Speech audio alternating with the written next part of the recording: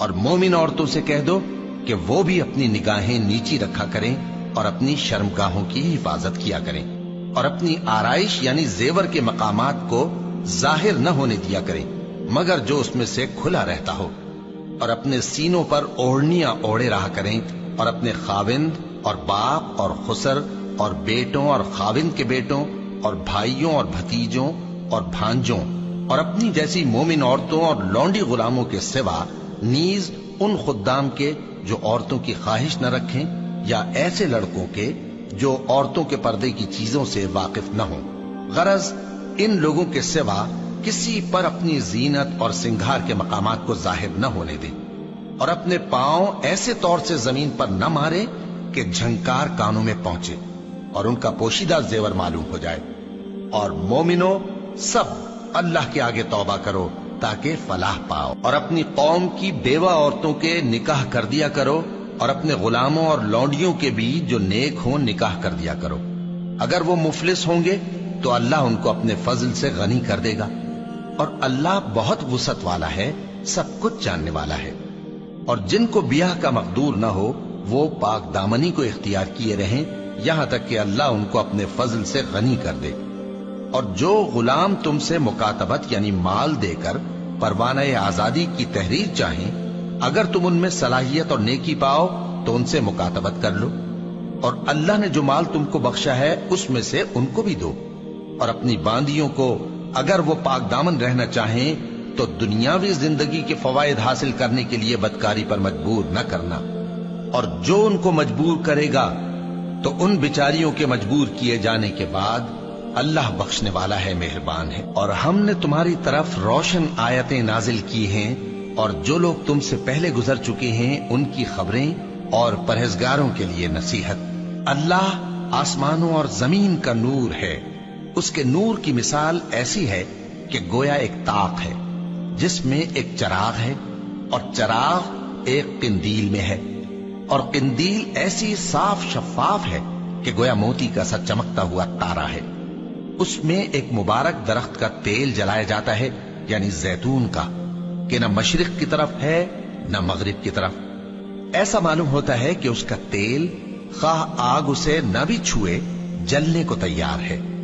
بڑی روشنی پر روشنی ہو رہی ہے۔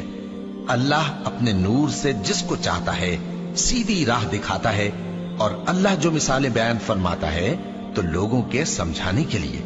اور اللہ ہر چیز سے واقف ہے۔ وہ قندیل ان گھروں میں ہے جن کے بارے میں اللہ نے ارشاد فرمایا ہے کہ بلند کیے جائیں اور وہاں اللہ کے نام کا ذکر کیا جائے، اور ان میں صبح و شام اس کی تسبیح کرتے ہیں۔ ایسے لوگ جن کو اللہ کے ذکر اور نماز پڑھنے اور زکوٰۃ دینے سے نہ سوداگری غافل کرتی ہے نہ خرید و فروخت، وہ اس دن سے جب دل خوف اور گھبراہٹ کے سبب الٹ جائیں گے اور آنکھیں اوپر چڑھ جائیں گی ڈرتے ہیں، تاکہ اللہ ان کو ان کے اعمال کا بہت اچھا بدلہ دے اور اپنے فضل سے زیادہ بھی عطا فرمائے۔ اور اللہ جس کو چاہتا ہے بے حساب رزق دیتا ہے۔ اور جن لوگوں نے کفر کیا ان کے اعمال کی مثال ایسی ہے جیسے میدان میں ریت کہ پیاسا اسے پانی سمجھے، یہاں تک کہ جب اس کے پاس آئے تو اسے کچھ بھی نہ پائے، اور اللہ ہی کو اپنے پاس دیکھے تو وہ اسے اس کا حساب پورا پورا چکا دے، اور اللہ جلد حساب کرنے والا ہے۔ یا ان کے اعمال کی مثال ایسی ہے جیسے گہرے سمندر میں اندھیرے جس پر لہر چڑھی چلی آتی ہو اور اس کے اوپر اور لہر آ رہی ہو اور اس کے اوپر بادل ہو، غرض اندھیرے ہی اندھیرے ہوں، ایک پر ایک چھایا ہوا، جب اپنا ہاتھ نکالے تو کچھ نہ دیکھ سکے۔ اور جس کو اللہ روشنی نہ دے اس کو کہیں بھی روشنی نہیں مل سکتی۔ کیا تم نے نہیں دیکھا کہ جو لوگ آسمانوں اور زمین میں ہیں اللہ کی تسبیح کرتے رہتے ہیں، اور پر پھیلائے ہوئے پرندے بھی، اور سب اپنی نماز اور تسبیح کے طریقے سے واقف ہیں، اور جو کچھ وہ کرتے ہیں سب اللہ کو معلوم ہے۔ اور آسمان اور زمین کی بادشاہی اللہ ہی کے لیے ہے، اور اللہ ہی کی طرف لوٹ کر جانا ہے۔ کیا تم نے نہیں دیکھا کہ اللہ ہی بادلوں کو چلاتا ہے، پھر ان کو آپس میں ملا دیتا ہے، پھر ان کو تہ بتہ کر دیتا ہے، پھر تم دیکھتے ہو کہ بادل سے مے نکل کر برس رہا ہے، اور آسمان میں جو اولوں کے پہاڑ ہیں ان سے اولے نازل کرتا ہے، تو جس پر چاہتا ہے اس کو برسا دیتا ہے، اور جس سے چاہتا ہے ہٹا رکھتا ہے۔ اور بادل میں جو بجلی ہوتی ہے اس کی چمک آنکھوں کو خیرہ کر کے بینائی کو اچکے لیے جاتی ہے۔ اللہ ہی رات اور دن کو بدلتا رہتا ہے، اہل بصارت کے لیے اس میں بڑی عبرت ہے۔ اور اللہ ہی نے ہر چلنے پھرنے والے جاندار کو پانی سے پیدا کیا، تو ان میں سے بعض ایسے ہیں کہ پیٹ کے بل چلتے ہیں، اور بعض ایسے ہیں جو 2 پاؤں پر چلتے ہیں، اور بعض ایسے ہیں جو 4 پاؤں پر چلتے ہیں۔ اللہ جو چاہتا ہے پیدا کرتا ہے، بے شک اللہ ہر چیز پر قادر ہے۔ ہم ہی نے روشن آیتیں نازل کی ہیں، اور اللہ جس کو چاہتا ہے سیدھے راستے کی طرف ہدایت کرتا ہے۔ اور بعض لوگ کہتے ہیں کہ ہم اللہ پر اور رسول پر ایمان لائے اور ان کا حکم مان لیا،